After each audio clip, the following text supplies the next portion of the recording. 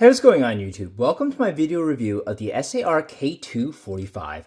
This is not a new pistol, but has been trending recently because of Palmetto State Armory sales, pricing it as low as $349. Now, is this pistol inexpensive because it's bad, or is it inexpensive because it represents excellent value? That's the question this review seeks to answer. For some inexplicable reason, my first review of the K245 is one of the most viewed on YouTube, and I encourage you not to watch it because I was a new shooter, it's not flattering on my end, and the mannerisms and technique were not becoming or refined. But as I've gained experience over the years, what further do I have to tell you about the SAR K245?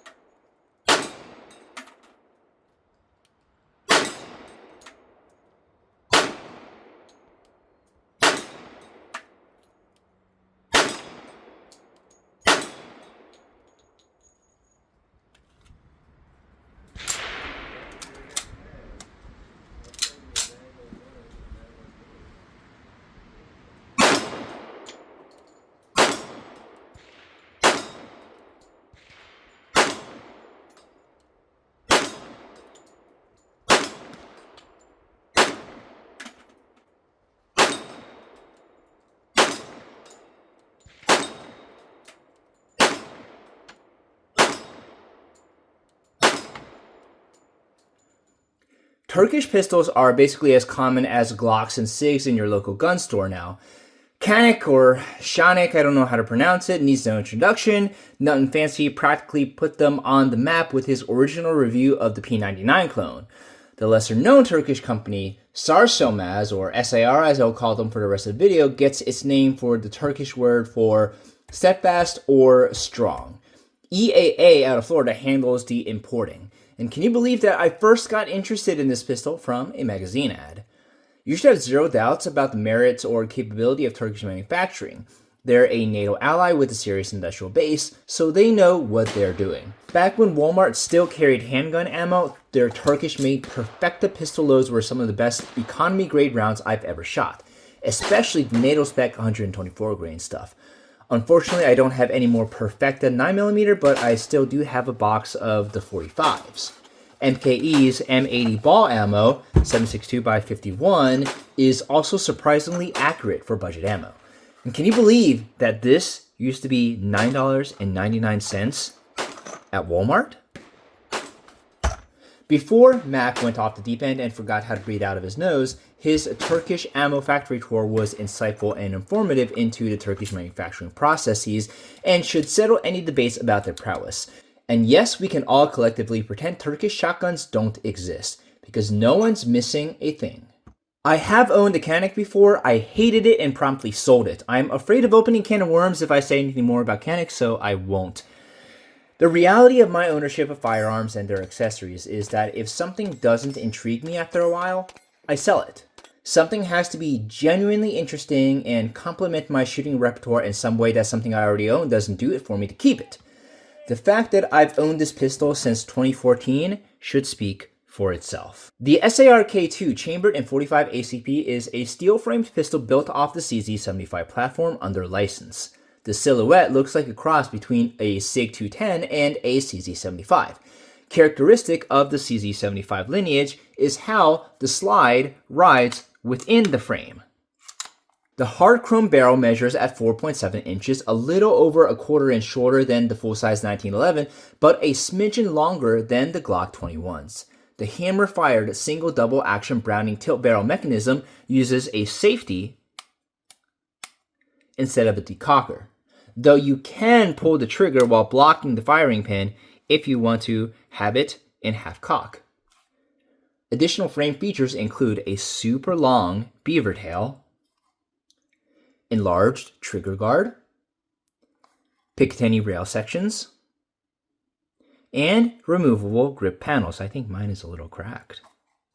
The grip isn't particularly long front to back, but it is wide. I actually like how it naturally complements my own palm swell. To further save on costs, the finish is not a mil-spec phosphate or parkerizing. Instead, it's a glossy bluing. The branding has definitely changed over the years. Mine still says Turkey, as in the bird, instead of the updated name the nation prefers now, because the president decided the old designation was too demeaning. And I don't speak for the entire Turkish population when I say this, but nobody worth interacting with was going to be thinking about a turkey bird during a geography conversation. Just like nobody would say David Lai instead of David Lee, because nobody would do that, right? It's a cultural quirk that we too easily gloss over nowadays. We didn't take you unseriously before, but we will now. You Streisanded yourself. Congratulations. Give the Redskins their team name back. So back on topic. One interesting action feature is a peephole that's used as a loaded chamber indicator. The included sights help to consummate the astounding value at this price point. They're metal. Are you listening, Glock? And fully adjustable for windage and elevation, with standard 3-dot sight picture. There are no front slide serrations. The slide stop is not ambidextrous. Neither is the safety, nor is the magazine release. And speaking of magazines, they're metal and hold 14 rounds of the huge 45 ACP slug. You can use the ones from Sarsilmaz themselves that are made by Mekgar out of Italy, or you can use Para-Ordnance P14 magazines. Takedown and disassembly is exceedingly straightforward. You would just align the notches of the frame and the slide and push out the slide stop from the extruded portion. Sometimes it's easier to work with if you use a flat edge of a magazine, but I often find it's unnecessary.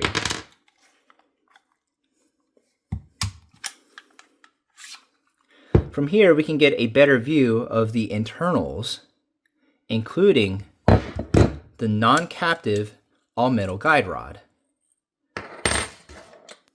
and the hard-chromed 4.5-inch barrel.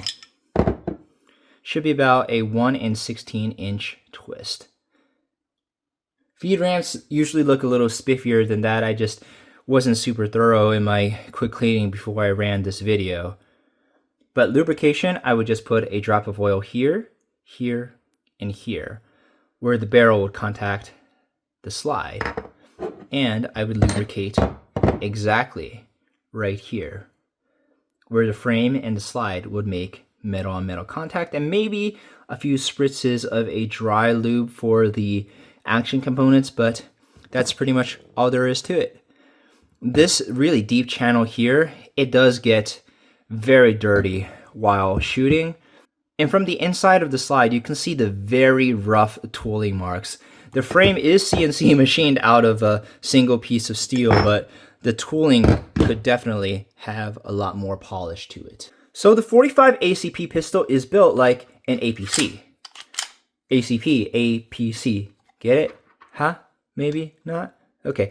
The other internal components are medium minus. The hammer, based on the tooling marks, you can also reasonably assume that it's also billet, but better machining could smooth it out a lot more. The rest of the internal components look to be either cast or MIM, but please correct me if I am wrong. I could definitely do without the roll pins that are holding the action components in place. And look at the top, the extractor, that's held in place by a roll pin. Yay! Look, even the box is falling apart. I hope the camera is actually catching it. Let's see if I can do it this way. But yeah, it gets like crazy puffs every time the hammer hits. So that's enough about the features and build. How does the pistol actually shoot? The pistol's heft at a whopping 40 ounces helped to tame the kick of the 45 ACP slug. As for accuracy, I was saving some of this video as B-roll, but it's more applicable here as the main roll.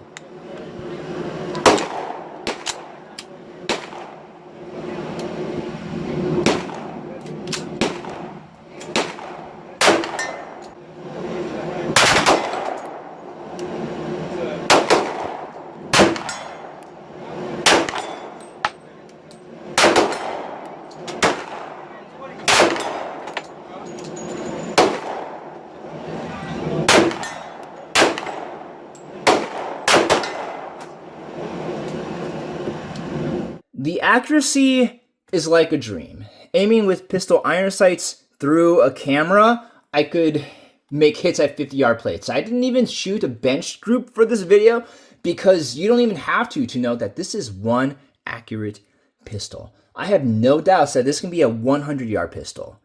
The action doesn't feel super premium to cycle. It's actually easier to cycle than a lot of my 9mm in terms of spring weight.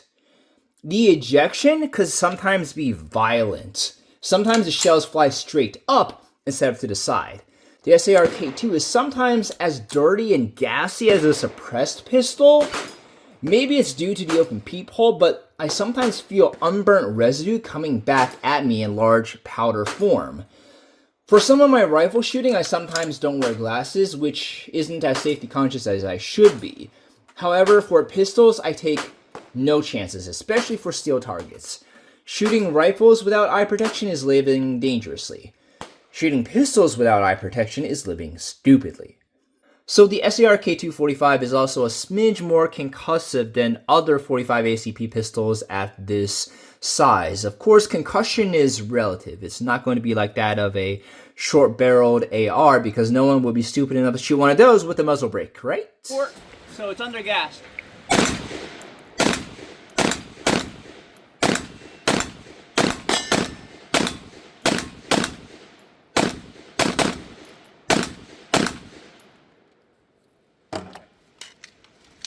Never again. But yeah, there is concussion. It's not enough to give you headaches or throw you off. It's enough for you to acknowledge it, though. There's no way to sugarcoat this. The trigger is bad. Let me look in the chamber real quick. Yeah, the trigger is bad. The pull weight is light, of course, but there's an uncomfortable amount of creep, and it's followed by a mushy, indecisive break. So let's go with the trigger pull scale for a second. All right, let's including the take up, what is the pull weight on this pistol? All right, trigger scale. There you go. All right, what's the pull weight including the take up? There you go. That's about 4.5 pounds. That includes the take up. Let's give it another break. All right, so a little bit closer to 4. One more time. Here we go.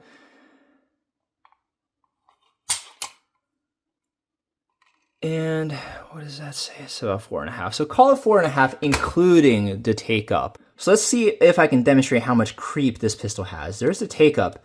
It's not that much take up, but it is there. There's the take up, wall, creep before the break. There is the creep.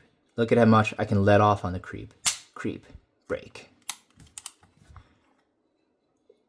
So take up, wall, creep. Creep. I can move it there. That was a lot of movement. Take up, wall, creep. Break. You can see how much over travel that had as well. So Geisley likes to describe their triggers as breaking like a carrot or a candy cane. The SAR-K2-45's trigger breaks like a sausage. There's the over travel. The one redeeming quality about this trigger is that it actually has a pretty nice reset. It's surprisingly short and snappy, which at least lets you run the gun faster than the break would suggest.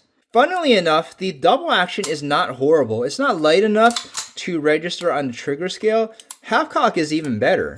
So it's long, but it's actually smooth. Now, as for reliability, the only recent malfunction I had in recent memory, and you can see it on camera, is a failure to lock back on the last magazine, or the last shot fired within the magazine. Okay, empty chamber, yep. So magazines, they're usually fine at locking back, and they drop free. They're pretty nice magazines, but last shot did not lock back.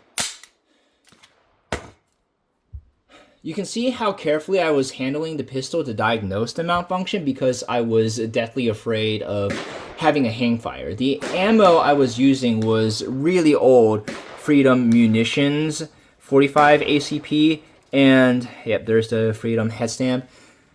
Really old Freedom Munitions 45 ACP, their hollow point. And Freedom Munitions tends to be underpowered loads. But otherwise, feeding extraction and generally cycling with all sorts of ammunition is reliable, including defensive hollow point rounds. And this is the first box of HSTs that my dealer making the transfer sold to me with the pistol. And are you ready to actually see how much ammunition used to cost? Wait for it, wait for it, wait for it. Oh, hurts, doesn't it? But yeah, HSTs are fine. I did contact customer service and they do not recommend using plus P ammunition regardless of the substantial build, the strong constitution. It's really more about the chambering pressure, not so much how the pistol is built. But as for long-term reliability, once the round counts start to climb, how do we expect the pistol to fare? Let's get one thing out of the way. Despite how well many modern pistols are built, the industry standards for parts longevity remain in no particular order. Austrian, German, West German pistols, Italian Berettas, and maybe metal frame CZs. Those take the crown. H&K spec their components for 100,000 action cycles without failure. And yes, and here's where the comments go. My X-brand pistol has 20,000 rounds without needing work. And yes, of course, factory Glocks and H&Ks need to go to the service bench all the time. But regarding long-term reliability, I'm just speaking as a whole, not at the individual pistol level, because of course every population is going to have outliers. Especially as a hammer-fired pistol, there are more parts susceptible to simultaneously breaking than a striker-fired pistol. That's not knocking on the long-term reliability of the SAR K245 because it's probably air quotes fine. It's just not going to be as good as a modern German-built pistol. In terms of aftermarket, some have had success with tuning using full-size EAA witness action springs and other components. There are some grips available on eBay, at least for mine. These tend to loosen at about every 300 rounds or so. If it happens again, I'm going to go with blue Loctite. The Hogue CZ thumb drive holster works fine, actually. This is the CZP09 holster. It's working fine. So is there a real-world tactical use for this pistol? Unequivocally, no. Not for duty or service. What for competitions, though? As previously mentioned, yes, for target shooting. It's also a surprisingly serviceable pistol for a heavy tack limited division competition. But what about for personal or home defense? This is a big sure with quotes, ellipses, and question marks. I'm certain 12 gauge and 124 grain HSTs will be more accessible, but it really just doesn't require that much overthinking for home defense or personal defense. So would I recommend someone buy this as their first pistol? It depends on whether you can reconcile the heavyweight grip size and the cost of training with 45 ACP instead of affordable calibers, but otherwise it should be fine. Now, after all I've said regarding this pistol's idiosyncrasies, its horrible trigger, violent ejection, gas to the face, what are my final thoughts about what the pistol offers? Sometimes the stars align and you stumble into a pistol you just naturally shoot well. It brings out the best in you and you're not entirely sure why. You may not be able to pinpoint what's different about the gun or what you're doing differently with it that elevates your performance, but something just clicks. The same way Arthur pulled the sword out of the stone, effortlessly, with everyone watching confused. For me, the SAR K245 is that pistol. Even on days when everything at the range feels off, this pistol is my reset button. A steady trigger press, a clean hit, and suddenly things make sense again. It's the one constant that reliably puts a smile back on my face. In any event, thank you very much for watching this video review. Leave a like rating if you enjoyed, and be sure to subscribe for more gun and optic reviews. Now, I don't have a Patreon because I don't think you should just give strangers money over the internet, but if you would like to support this channel financially, use any of the affiliate links in the video description. You don't even have to buy the linked product. Just go to the affiliate linked website and buy whatever it is that you want for yourself, and I'll still get a small kickback. Thank you very much.